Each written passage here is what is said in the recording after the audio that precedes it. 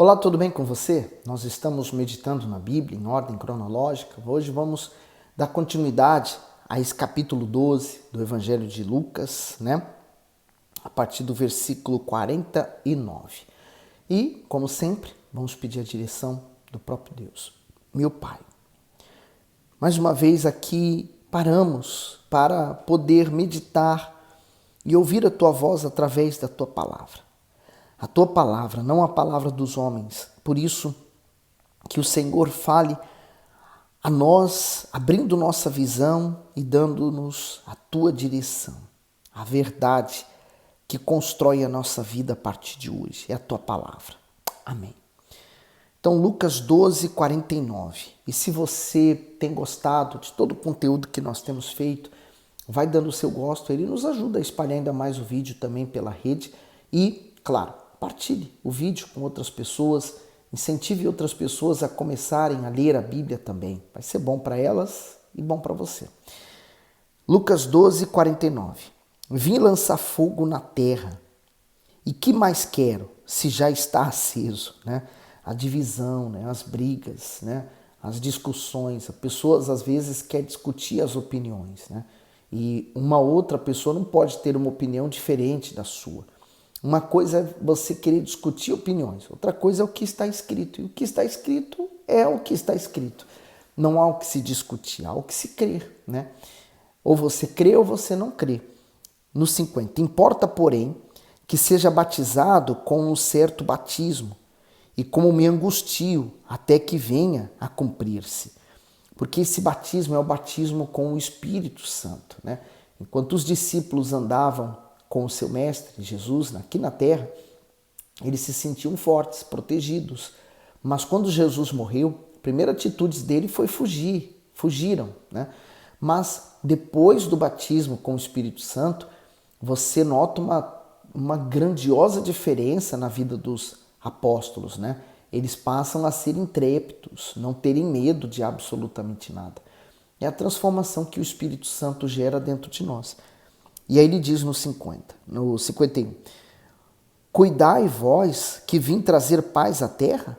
Não vos digo, mas antes dissessão, porque daqui em diante estarão 5 divididos numa casa, 3 contra 2 e 2 contra 3. O comentário diz, paz. O Senhor Jesus explica que não veio trazer a paz terrena que todos almejavam, e sim a paz entre o ser humano e Deus, que só pode ser possível mediante reconciliação com Ele.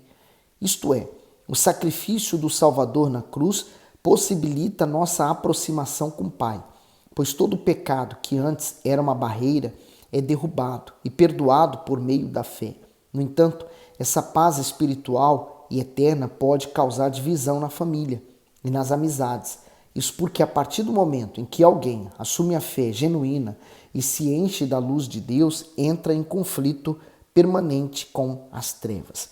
E veja se não é assim mesmo que acontece já nos dias de hoje, né? As pessoas, quando elas buscam Jesus e se convertem, entregando a vida a Jesus, há uma divisão dentro de casa. Há pessoas que, eu já ouvi isso muitas vezes em testemunhos. A mãe dizer ao filho, eu prefiro que você seja uma prostituta, que você vá para os vícios das drogas do que ir para essa igreja. Quer dizer, uma comparação surreal, mas sabemos que quem está usando aquela voz naquele momento não é Deus, é o mal. Então, olha o que Jesus está dizendo. Essa paz, ela é proporcionada por Deus dentro do interior do ser humano, né? E de fato, o mundo busca uma paz que nunca achou. Há guerras, conflitos, há vários tipos de violência no mundo inteiro, sempre houve, sempre haverá e continua havendo, porque enquanto o ser humano não encontrar essa paz com Deus, ele continua sendo a velha criatura em busca de preencher esse vazio e querendo ser Deus, né? Porque essa é a proposta do diabo, que o ser humano seja Deus. Essa era a proposta que ele queria, tomar o trono de Deus. Então, ele faz o ser humano pensar que ele também é Deus e que ele pode tudo, que ele não precisa de outro Deus. Então, ele vive esse conflito, vive essas guerras, ele pensa que ele manda. Então, quando há essa paz, né? Poxa, se Deus Sendo Ele me perdoou dos meus pecados, quem sou eu para não perdoar o meu próximo, né? Se Ele, sendo Deus, tem o cuidado de mim, por que eu não vou fazer o máximo por Ele? Então, essa paz que nós temos em Deus nos faz andar pela fé, viver para Ele e tudo que fazemos fazer para Deus. No 53, o pai estará dividido contra o filho e o filho contra o pai, a mãe contra a filha e a filha contra a mãe, a sogra contra a sua nora e a nora contra a sua sogra. E dizia também a multidão: quando vedes a nuvem que vem do ocidente, logo dizeis: lá vem chuva, e assim sucede. E quando assopra o sul, dizeis: haverá calma, e assim sucede. Hipócritas, sabeis discernir a face da terra e do céu, como não sabeis então discernir este tempo? E por que não julgais também por vós mesmos o que é justo? Quando, pois, fores com o teu adversário ao magistrado, procura livrar-te dele no caminho, para que não suceda que te conduza ao juiz e o juiz te entregue ao oficial e o oficial te lance na prisão. Digo-te que não sairás dali enquanto não pagares o último centavo. Então, duas coisas importantes nós encontramos aqui. Primeira delas, né? O Senhor Jesus fala que eles sabiam identificar quando vinha chuva, quando seria um dia bom. Hoje também, né? A meteorologia nos dá acesso ao que será o tempo do dia de amanhã. Então, o ser humano sabe discernir o tempo, né? A temperatura, como será, mas não soube discernir a vinda do Filho de Deus. Não conseguiu discernir os sinais que comprovavam que ele era o Messias que eles tanto o aguardavam, né? Eles não conseguiram ter esse discernimento, estavam completamente cegos. Então, quantas pessoas também estão na igreja e elas não conseguem discernir que ali é a porta do céu, a entrada dela para o reino de Deus, mas elas continuam ainda do lado de fora, né? Vivendo suas vidas, sofrendo, curtindo um pouquinho de prazer, né? Bebendo míseros prazeres desse mundo, mas sofrendo. Então, assim há muitas pessoas que não conseguem ter esse discernimento também. E segunda coisa, né? Ele falou sobre o juízo e pagar o último centavo. O pecado, o preço do pecado gera uma dívida enorme e que nós, por melhor que sejamos, por mais obras que possamos fazer, ela não paga essa dívida. Então, o único que tem esse poder e teve e já fez foi o Senhor Jesus de pagar a dívida.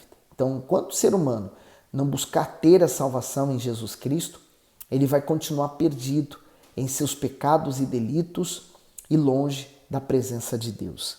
Agora, Lucas capítulo 13, versículo 1. E naquele mesmo tempo estavam presentes ali alguns que lhe falavam dos galileus, cujo sangue Pilatos misturara com os seus sacrifícios. E respondendo Jesus, disse-lhes: cuidai vós que esses galileus foram mais pecadores do que todos os galileus por terem padecido tais coisas? Não vos digo. Antes, se não vos arrependerdes, todos de igual modo perecereis. Ou aqueles 18 sobre os quais caiu a torre de Siloé e os matou, cuidais que foram mais culpados do que todos quantos homens habitam em Jerusalém? O comentário diz: Pilatos, durante tumultos em uma festa em Jerusalém, vários galileus morreram pelas mãos dos soldados de Pilatos. Por isso é mencionado que o sangue Pilatos misturara com os seus sacrifícios. Em outra ocasião, alguns trabalhadores que erguiam uma torre morreram quando ela caiu sobre eles. Muitos afirmavam que essa tragédia ocorrera porque as vítimas eram pessoas iníquas e que por isso o castigo divino havia sido derramado sobre elas. Isso mostra a presunção e o terrível vício que o ser humano tem de julgar. Em outra ocasião, eu também já falei aqui que o judeu ele tem uma tendência a ligar, por exemplo, a prosperidade, a sorte, as bem-aventuranças da vida terrena com a comunhão dele com Deus. Então, se a vida dele corre bem, ele tem estado próspero, a família dele tem tido saúde, então é o sinal de que Deus é com ele. Mas quando acontece coisas ruins, então é porque é um castigo e ele está sendo punido. que é um erro completo, né? Nós vivemos nesse mundo e esse mundo nós estamos sujeitos a ele. Mas uma coisa é diferente da outra e foi exatamente o que o Senhor Jesus veio trazer. Ele veio trazer a solução para o que está dentro, né? Não adianta, por exemplo, e a gente vê isso sempre, né? Pessoas prósperas, uma família linda, dinheiro, né? Conquistou mundos e fundos, mas quantos empresários nesse tipo mataram sua família e depois tiraram sua própria vida? Quer dizer, aparentemente não estava tudo certo, mas os conflitos interiores permaneciam. Então não adianta você conquistar tudo se você não tiver o principal dentro de você. No 5. Não vos digo antes, se não vos arrependerdes, todos de igual modo perecereis. O comentário, se não vos arrependerdes, o pensamento de atribuir a Deus todas as tragédias da humanidade tem se perpetuado. Afinal, por quantos acidentes e mortes prematuras ele tem recebido a culpa, mesmo sem ter nenhuma participação. O Senhor reprova essa maneira de pensar, pois ele não tem prazer na morte de ninguém. Pelo contrário, os sofrimentos do presente são consequência das más escolhas do homem e não castigo divino. Cada pessoa é responsável por seus próprios atos. Diante disso, o soberano assegura que haverá um dia em que todos, os que não se arrependerem de seus pecados, serão punidos na eternidade. O Altíssimo aguarda pelo arrependimento dos pecadores, contudo, em breve o tempo findará. Então aqui está a essência do Evangelho, o arrependimento e a volta à comunhão com Deus. No 6. E dizia essa parábola: um certo homem tinha uma figueira plantada na sua vinha e foi procurar nela fruto, não o achando. E disse ao vinhateiro: eis que há 3 anos venho procurar fruto nessa figueira e não acho, corta, porque ocupa ainda a terra inutilmente. E respondendo ele, disse-lhe: Senhor, deixa este ano, até que eu a escave em redor e a esterque. E se der fruto, ficará, e se não, depois a mandará cortar. Veja que essa parábola, ele quer falar a respeito de Israel. Israel é essa figueira, Jesus está aqui representado como aquele que busca o fruto, mas não o acha, que pede para que dê mais um tempo, quer dizer, Deus pede, dá mais uma chance para aquelas pessoas se arrependerem. Jesus morre, ressuscita, e anos depois disso acontecer, Jerusalém, ela é invadida por Roma e ela é completamente devastada. O templo, aquele lugar santo, foi destruído. No lugar dele hoje temos uma mesquita para Maomé, né?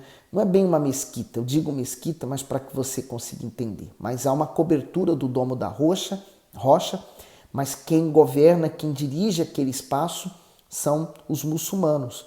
O judeu mesmo não pode ir até lá, né? E aquele lugar é sagrado, tanto para eles, como para o judaísmo, como para nós cristãos também. Mas aquele lugar é protegido e ali era o lugar exato do antigo templo que Salomão construiu. Mas hoje eles não podem mais voltar ali. Quer dizer, realmente o machado cortou pela raiz. Houve uma invasão e a destruição total do templo, porque Deus já também nem estava mais lá. E continua no 10. E ensinava no sábado numa das sinagogas. E eis que estava ali uma mulher que tinha um espírito de enfermidade, havia já 18 anos e andava curvada, e não podia de modo algum endireitar-se. Então, duas coisas nós entendemos aqui. Primeiro, que era sábado, era um dia importante para o judeu, o dia da comunhão dele com Deus. E segundo, havia uma mulher ali, que ela era curvada, mas o que causava aquele problema, aquela enfermidade, que ela já tinha 18 anos que ela carregava ela, era um espírito de enfermidade. Então, não era castigo de Deus como eles pensavam, mas sim era um espírito causador. Lembra que nós lemos no princípio que eles julgavam que aqueles que morreram foi porque estavam sendo punidos por Deus, e essa mulher, então, talvez eles pensassem o mesmo, ela está assim porque Deus está punindo ela. Mas agora Jesus revela quem estava por trás daquele sofrimento. No 12, e vendo a Jesus, chamou-a a si e disse-lhe: mulher, estás livre da tua enfermidade. e pôs as mãos sobre ela e logo se endireitou e glorificava a Deus. O comentário: a mulher encurvada sofria por 18 anos com uma enfermidade provocada por um espírito imundo. A atuação do diabo na vida de quem não obedece à palavra de Deus é ampla. Ele pode agir na mente, na vida amorosa, na família, nos negócios e na saúde, como foi o caso dessa mulher, pois a sua intenção é afligir a criatura, entristecer o Criador. Contudo, mesmo sob cativeiro espiritual, ela não ficou prostrada, pelo contrário, foi à sinagoga e ali encontrou o Salvador da sua vida e da sua alma. Ao ouvir "estás livre", ela imediatamente recebeu a libertação do mal e a cura física. Então olha que interessante, né? Ela estava ali, quer dizer, no lugar certo para glorificar a Deus, mas aquele problema talvez a angustiava, com certeza sim, né?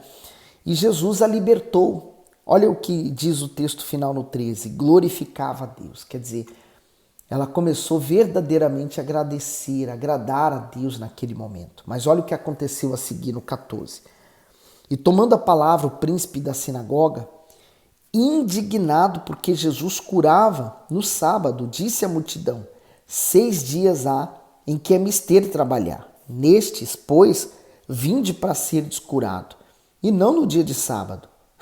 Respondeu-lhe, porém, o Senhor e disse: hipócrita, no sábado não desprende da manjedoura cada um de vós o seu boi ou jumento e não o leva a beber? Então, eles estavam criticando Jesus, porém Jesus conhecia a podridão deles. Então Jesus está expondo o que eles fazem. Olha só.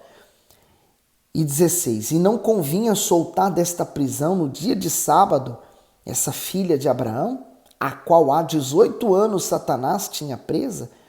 O comentário: hipócritas. O chefe da sinagoga e os demais religiosos censuraram o Senhor Jesus, que curou uma mulher em um sábado. Todos esses homens eram falsos, dissimulados, injustos e cruéis. Eles condenaram o Senhor por ter tido compaixão de alguém que por 18 anos sofria, enquanto eles próprios não cumpriam a lei que tanto fingiam defender. Diante disso, o Messias questionou o seguinte: se no sábado, assim como nos demais dias, os judeus podiam cuidar dos seus animais, por que um ser humano não podia ser liberto do sofrimento? Com isso, entendemos que se devemos ser misericordiosos com os animais, mais ainda devemos ser com as pessoas que foram criadas à imagem e semelhança de Deus e possuem uma alma eterna. Aí você entende o que a religião causa? Uma divisão, né? Quantas pessoas hoje, por exemplo, você pode falar de Jesus para ela falar: não, mas eu sou de tal religião. Peraí, mas estamos falando de fé, a fé é universal, né? Jesus é universal. Quantos católicos, por exemplo, às vezes nós vamos parar e falar: não, mas eu sou católico. Peraí, eu digo logo: mas o Pai é nosso, não é? Quando você reza o Pai Nosso, o que você diz? Pai Nosso. Então, não há divisão, não há barreira, não há muros. Quer dizer, a religião, ela trava as pessoas, ela impede a pessoa de ouvir, às vezes, a verdade. E era o que estava acontecendo ali, né? A religião criou um muro tão grande que impedia eles de ver Jesus fazendo coisas maravilhosas e à vontade do Pai. 17. Dizendo ele isto, todos os seus adversários ficaram envergonhados e todo o povo se alegrava por todas as coisas gloriosas que eram feitas por eles. Quer dizer, eles ficaram sem palavras, né? Envergonhados, porque eles sabiam agradar, fazer o bem aos seus próprios animais, claro, iriam perder dinheiro e não queria que se fizesse um bem àquela mulher. No 18. E dizia: a que é semelhante o reino de Deus? E aqui compararei. É semelhante ao grão de mostarda que um homem, tomando, lança na sua horta, e cresceu, e fez-se grande árvore, e em seus ramos se aninharam as aves do céu. O reino de Deus, né? O reino de Deus não pode ser visto, tocado, mas ele está dentro do ser humano. Então, ele falou que o reino de Deus é comparado a uma semente, né? A semente tão pequenininha. Então, o reino de Deus, quando entra dentro de nós, como que ele entra? Através da palavra, uma semente. Então, ele é plantado no nosso coração. E ele precisa ser mantido, regado, cuidado, né? Então, esse regar, esse plantar, esse permanecer, vai gerar e dar frutos. Veja que agora a árvore cresce, dá frutos, aninha pássaros, quer dizer, as demais coisas vão acontecendo, né? Mas tudo começa dentro. Se você um dia recebeu a palavra de Deus, talvez há uma semente em você que não cresceu porque você não regou, porque você não buscou, porque você desistiu no meio do caminho. Então, por que ficar parado? Por que não continuar buscando? Então, vá em busca. Deus está à espera que você busque a Ele, que você se entregue para Ele, faça um propósito, entregue-se a Ele. Ele não aceita que você se entregue apenas 99%. Ele quer 100%. Até porque o Senhor Jesus, quando na cruz se entregou, Ele se entregou 100% por nós. Então, Ele não poderia aceitar o mínimo, né? Deus, o Senhor Jesus, Ele não quer o resto da sua vida, o resto dos seus dias, das suas horas. Ele não aceita migalhas. Ele quer tudo. Você está disposto? Mas também você vai ter a vida eterna. Você vai ter a presença dele, a paz dele. Só depende de você, tá bom? Que Deus continue abençoando e iluminando você ainda mais.